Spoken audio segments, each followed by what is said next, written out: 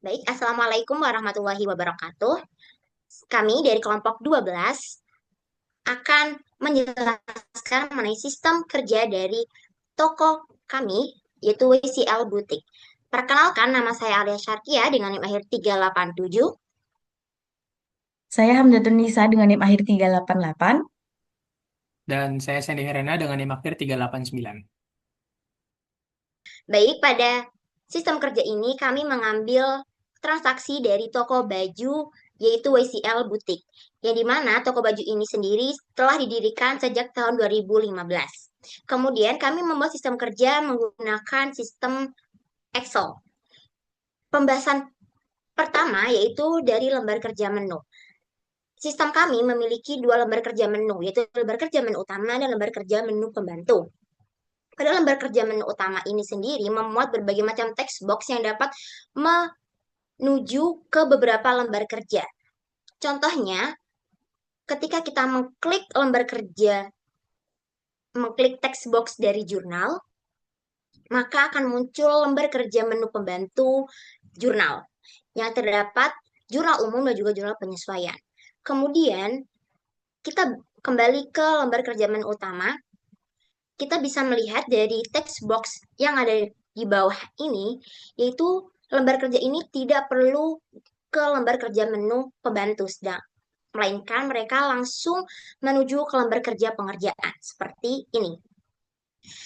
Kita kembali ke lembar kerja utama. Setelah mengetahui sistem dari lembar kerja menu utama ini dan lembar kerja menu pembantu, pembahasan selanjutnya yaitu mengenai lembar kerja akun atau neraca saldo kita pada tanggal 1 Januari 2025. Berikut neraca saldo yang ditampilkan di lembar kerja neraca saldo yang memuat nomor akun dan juga nama akun, begitu juga dengan nominal yang terjadi terakhir di bulan Desember tahun lalu. Nomor akun ini dan nama akun ini diperlukan ketika kita mengisi berbagai macam lembar kerja yang berada di JU, AJP, Bukbes, dan berbagai macam lembar kerja lainnya. Setelah pembahasan dari lembar kerja akun, saya akan kembali ke lembar kerja menu utama dan melanjutkan ke pembahasan lembar kerja dari saldo piutang dan hutang. Pada lembar kerja daftar saldo piutang dan hutang ini, kita mengetahui berbagai macam toko ataupun pelanggan ataupun pemasok yang memiliki hutang ataupun piutang kepada kita. Kemudian setelah kita membahas dari lembar kerja saldo piutang dan hutang, maka lanjut ke pembahasan daftar persediaan. Cukup klik daftar persediaan, maka akan muncul lembar kerja daftar persediaan. Nah, daftar persediaan ini sendiri memuat berbagai macam barang-barang yang tersedia pada toko kita. Untuk kolam nilai persediaan sendiri diperoleh dari jumlah stok dikali dengan harga satuan, dan ini sudah dibuat dengan sistem perkalian Excel. Kemudian kita kembali ke dashboard dan kita akan menuju ke pembahasan selanjutnya yaitu aset tetap. Sama halnya dengan daftar saldo piutang dan hutang, daftar aset tetap ini memuat berbagai macam aset tetap yang kita miliki. Namun, sesuai dengan kebijakan yang toko kami miliki, daftar aset tetap ini sendiri menggunakan metode garis lurus, yang dimana untuk menghitung akumulasi penyusutan per bulan ini diperoleh dari akumulasi penyusutan dibagi dengan 12 bulan. Untuk akumulasi penyusutan per tahun didapatkan dari nilai perolehan dibagi dengan umur ekonomis. Kemudian pada nilai buku per 31 Desember diperoleh dari nilai perolehan dikurangi dengan jangka waktu dari kita memperoleh barang sampai periode saat ini dan dikalikan dengan akumulasi penyusutan per bulan. Untuk nilai buku per 31 Januari diperoleh dari nilai buku dikurangi dengan akumulasi penyusutan per bulan. Setelah pembahasan dari daftar aset tetap, maka kita akan lanjut ke pembahasan selanjutnya mengenai transaksi. Transaksi sendiri memiliki dua bentuk. Ada transaksi umum dan juga transaksi umum. Transaksi umum sendiri merupakan transaksi yang terjadi setiap harinya di toko kami dari awal bulan hingga akhir bulan. Sedangkan untuk transaksi penyesuaian itu merupakan transaksi yang harus kita sesuaikan seperti beban atau pendapatan yang kita sesuaikan di akhir periode. Setelah kita membahas mengenai transaksi, kita akan lanjut ke lembar kerja kartu persediaan.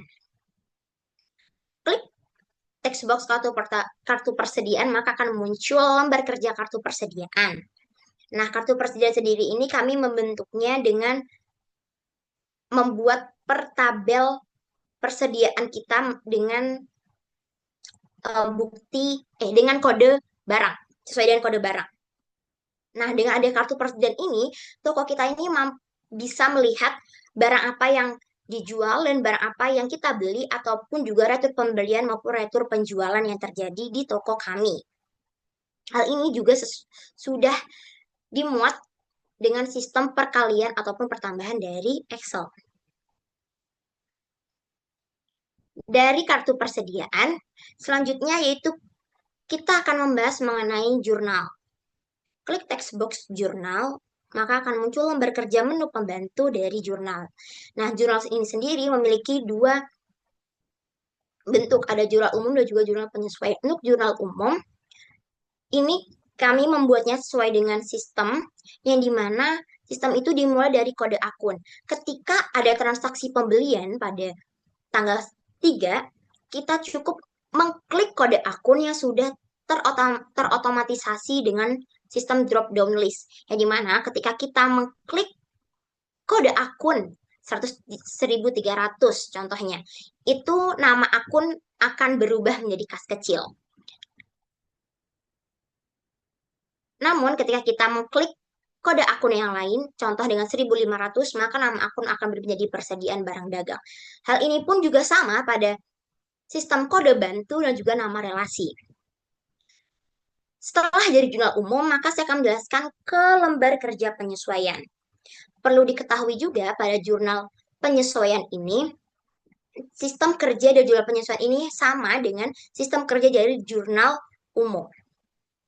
Cukup mengganti kode akun, maka nama akun akan berganti sesuai dengan kode akun yang kita pilih. Baik, saya akan lanjutkan ke lembar kerja menu utama yang pembahasannya akan dilanjutkan oleh Hamdatun Nisa. Baik, terima kasih untuk Alia. Selanjutnya kita akan membahas terkait buku besar. Nah, dalam menu buku besar sendiri terdapat menu pembantu, ada yakni buku besar dan juga buku besar pembantu. Yang mana kita akan beralih ke buku besar terlebih dahulu. Nah, di sini di buku besar sendiri akan merangkum beberapa akun sesuai kode akun, yang mana jika kita klik nomor akunnya, maka akan menghasilkan akun-akun yang terkait. Nah, di sini tuh merupakan kumpulan-kumpulan dari beberapa transaksi yang sudah dimasukkan di jurnal umum. Nah, karena tadi Alia menjelaskan terkait transaksi pembelian, yakni yang mana pembelian tersebut dilakukan secara tunai, maka transaksi tersebut akan masuk ke akun kas bank dengan kode 11110.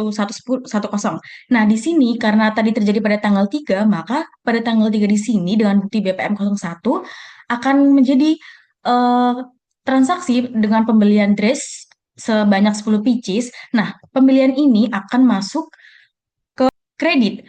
Kenapa? Karena kita kan mengeluarkan kas. Jadi akun ini tuh akan menjelaskan bahwasannya kita telah mengeluarkan kas sebanyak 3 juta untuk pembelian dress yang telah kita beli di toko supplier kita.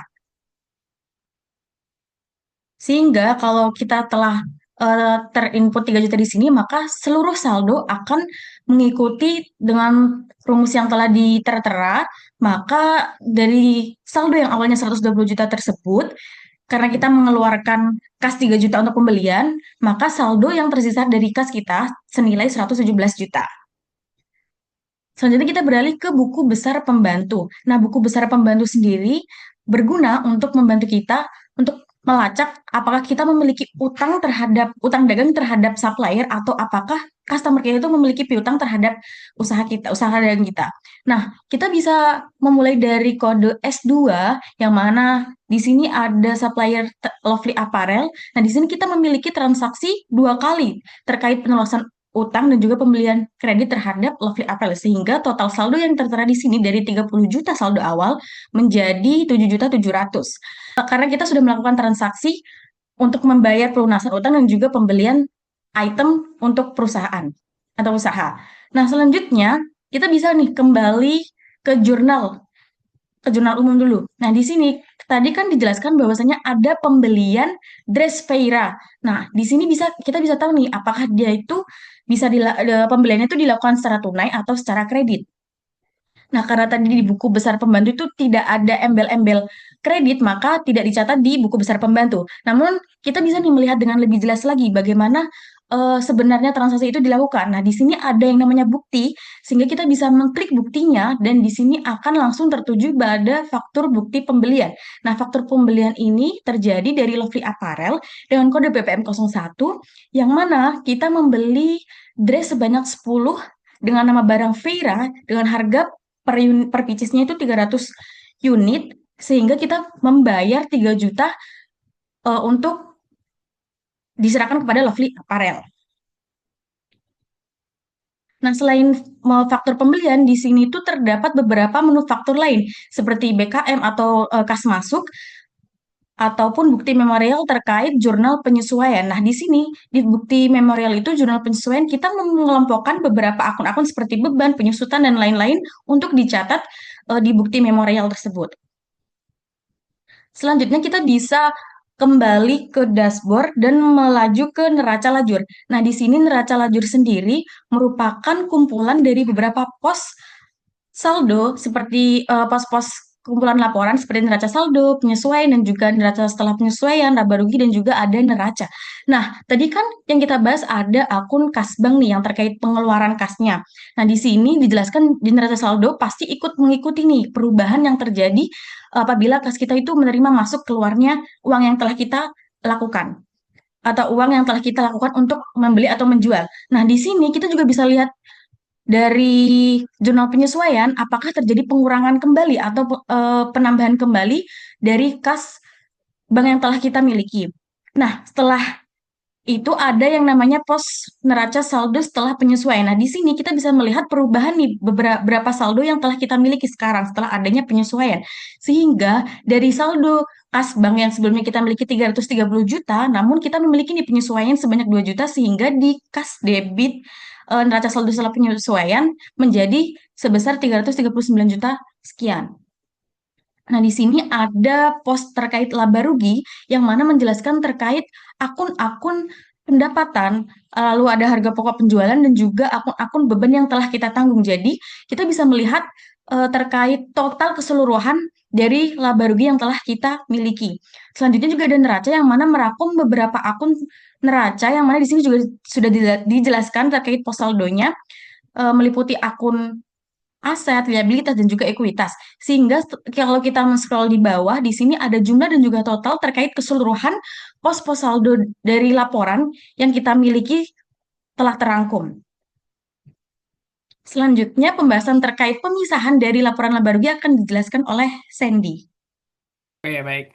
Terima kasih Mbak Hamdatun Nisa atas penjelasan dari neraca lajur. Selanjutnya, di sini saya akan menjelaskan tentang laporan di bagian laporan laba rugi. Sebelum tadi kan di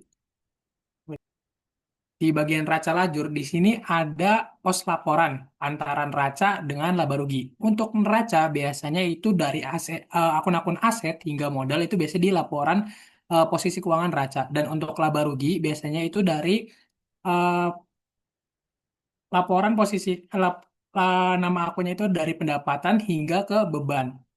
Nah, tadi kan di neraca lajur ini ada neraca setelah penyesuaian ya. Terus kan di sini ada nih nominal-nominal baru dari laporan laba rugi dengan laporan neraca. Selanjutnya kita pisahkan dulu ke laporan laba rugi dulu. Nah, laporan laba rugi kita masukkan eh, akun-akun yang tadi dari akun-akun penjualan, HPP, dan beban.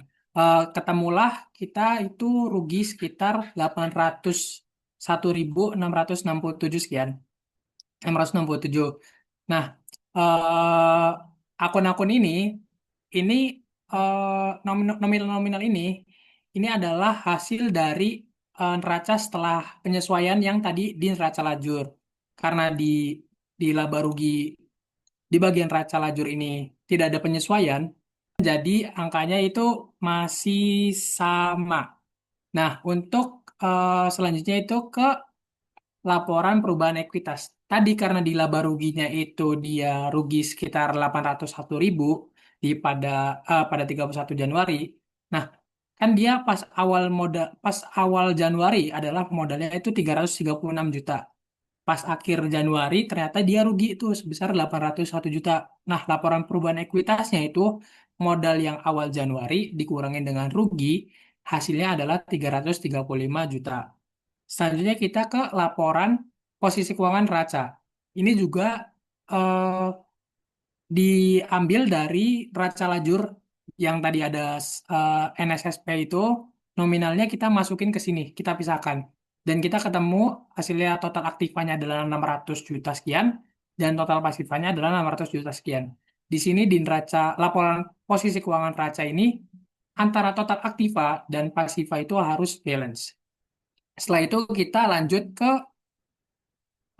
bagian rekening koran. Nah, rekening koran itu buat apa sih? Rekening koran itu gunanya untuk mencatat pengeluaran, masuk atau pemasukan yang digunakan dengan tunai.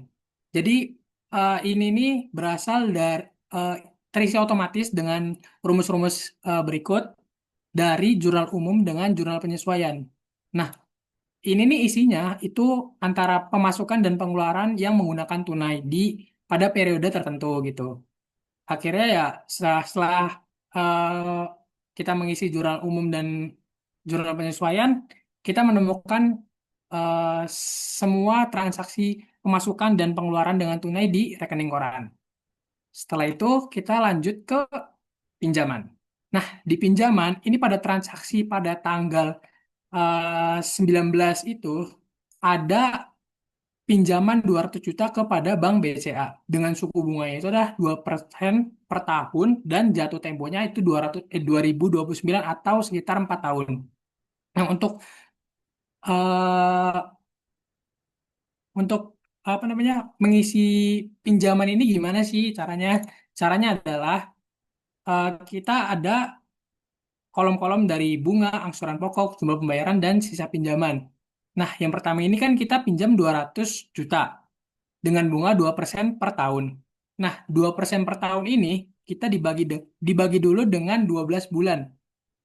Dari 2% ini dibagi 12, hasilnya ketemulah 0,16% per bulan. Nah, kita langsung masukin aja ke rumus yang bagian bunga. Bunga itu adalah 200 juta dikali 0,16% per bulan, hasilnya 320.000.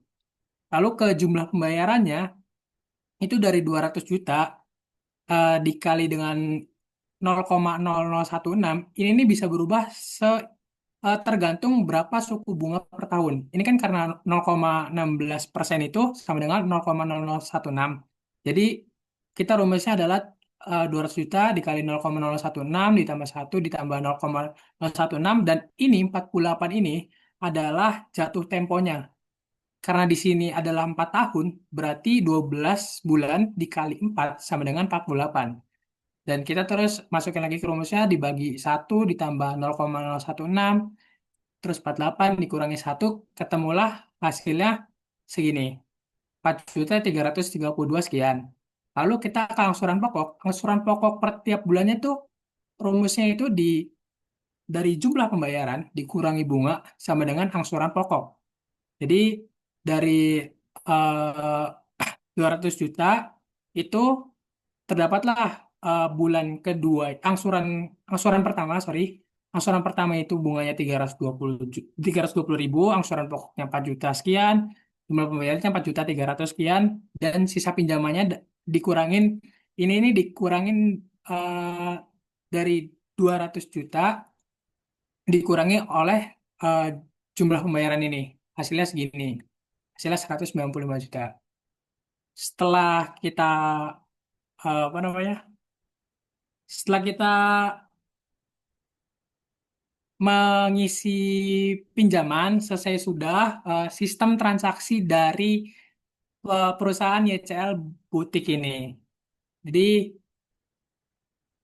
mungkin sekian saja sistem penjelasan sistem transaksi dari perusahaan YCL butik ini. Kurang lebihnya mohon maaf. Wassalamualaikum warahmatullahi wabarakatuh. Kamsahamnida. Kok amat sih? Terus sarangeo. Yeay. Dadah. Dadah. Annyeong ya Robun.